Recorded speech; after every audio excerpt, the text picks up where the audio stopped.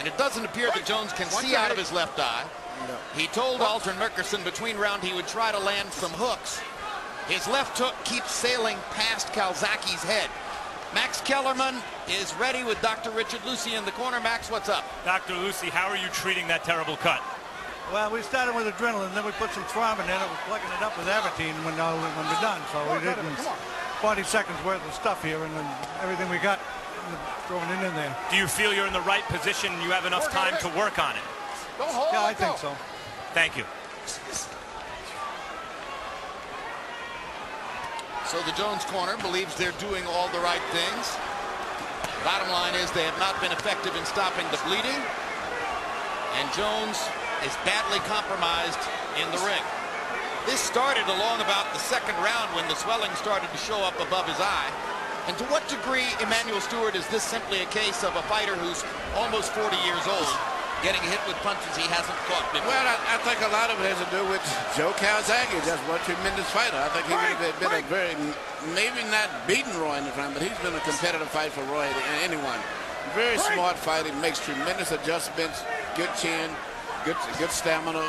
It's a very, very difficult guy to fight. But it's a lot of guys throw punches, but they just run in. He goes in and out. He's very, very difficult to right there. See, he pulls back, and he'd always be a threat for Roy anyway. And therein lies the danger of fighting well past your prime. Yep. That people speculate, well, I don't know, maybe Calzaghe would have beaten Roy at his best. After all, we just saw him beat him. No one's walking through Joe Calzaghe, that's for sure, but at his best, Roy was pretty special. No, he was very special. But at this stage of his career, it's a rough guy to fight. But this guy, I think, would have been a problem always for him. Bring it up. A problem for anyone. And the fascinating thing is that at this point, Roy's only chance, it would appear, to win the fight is that he lands something huge and turns it all around by hurting Calzaghe, and Calzaghe's still giving him chances to do it. Calzaghe would be within his right in shutting down and holding his hands up and coasting to the finish, but he's giving the crowd a show. No, he's putting on a show still. I'm very disappointed with the way they're handling that cut.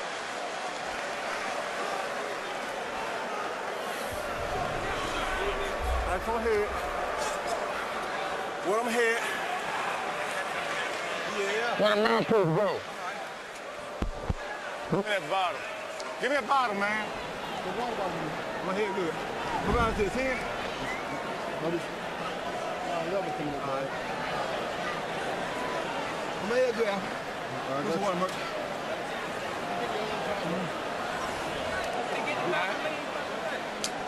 Water, Merc.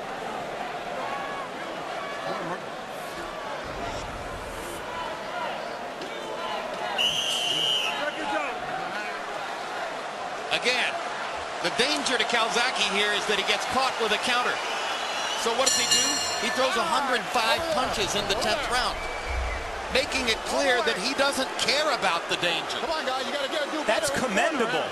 What I don't understand is why he continues to leave his hands down in front of Roy, because you can throw those punches and keep your guard up.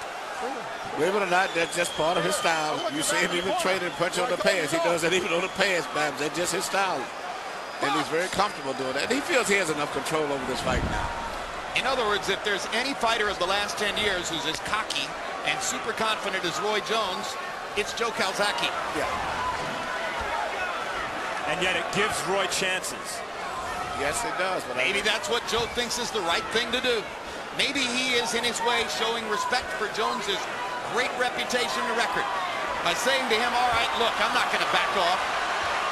I'll fight in such a way that you've still got an opportunity here. And I'll beat you anyway. Very sporting of him, Jim. Don't hold, let go. Well, he is Welsh.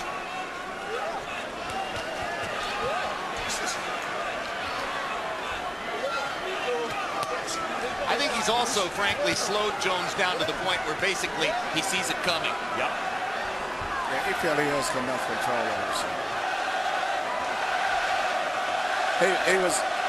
He was doing this when Roy was real sharp in the beginning. So now, but with Roy fighting virtually without one eye, he feels probably extremely comfortable. I think also, given that Roy at his best was the best fighter to fight in the weight class in which Calzaghe accomplished the most, super middleweight, Calzaghe's taking some pleasure in beating Roy Jones as Roy Jones would beat a fighter. He's out Roy Jonesing Jones. And Jones is now talking full time. Impossible to tell what he's saying, but he's talking to Calzaghe the whole time. Probably something to the effect of, you can't knock me out. Probably something about making it to the finish line. Well, there's enough blood for this to be the St. Valentine's Day Massacre, and maybe Roy is pulling a bit of a Jake LaMotta here.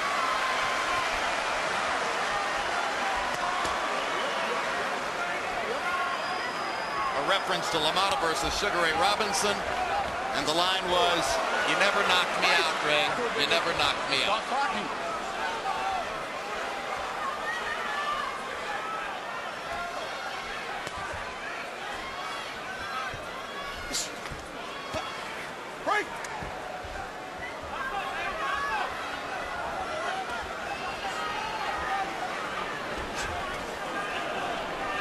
What a closing act for Joe Calzaghe.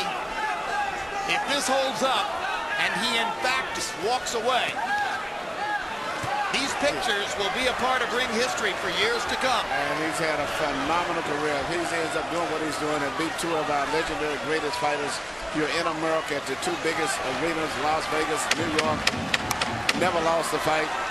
Phenomenal record. To beat Jones with Hopkins sitting at ringside, after having beaten Hopkins with Jones sitting at ringside, not a bad way to close it out. And beat two undefeated good fighters in Jeff Lacey and Mikhail Kessler.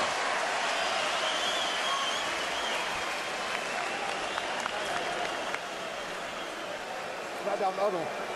Open cut out. Hold up, Doc. Open it, wipe it inside. Open the lid or wipe it inside. Open it, wipe it inside. Okay. Now you're talking. Now you're talking. Get it in there and let me hold some pressure, Doc. And attack with the A's first. Start by the A's, right? You with me now? You're in me with me. Get a jab, dominating. A jab, left hook the body. Jab, jab. Wow, left hook. Jab, jab, left hook the body. Win this tonight. Bro, you pissed it. Winning. Winning. But you make sure you won now. You make sure. 21 man in it. 12 years ago in 1996, Roy Jones knocked out Eric Luca in the 12th round. It was the only 12th round KO of his career. Calzaghe's never had an 11th or a 12th round KO. The crowd rises to its feet to acknowledge the drama of what they've seen in Madison Square Garden tonight. Referee Hubert Earl has a shirt soaked with blood. Calzaghe and Jones still have respect for one another. Two guys who agreed via cell phone text messages to fight each other with a 50-50 split. Not about the money, about the pride.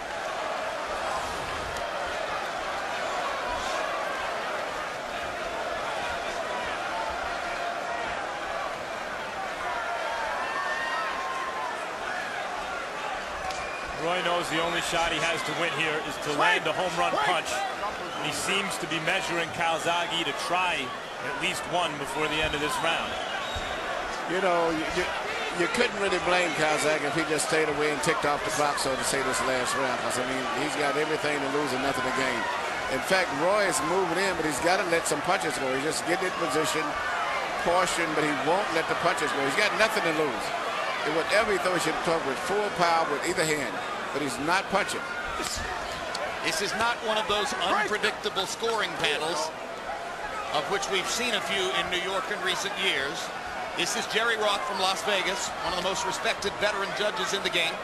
Julie Letterman from here in New York, who is a top-flight judge and a real expert. And Terry O'Connor of Wales is from Wales. So you don't expect Calzaghe to get upended by anything utterly unpredictable at the end of this one. No, Roy's going to have to do the upending if he hopes to win. So far, maybe he's thrown, that's maybe his second punch of the round. And Calzaghe's walking in with his hands down and giving Roy every chance to land something big, but still dominating the action.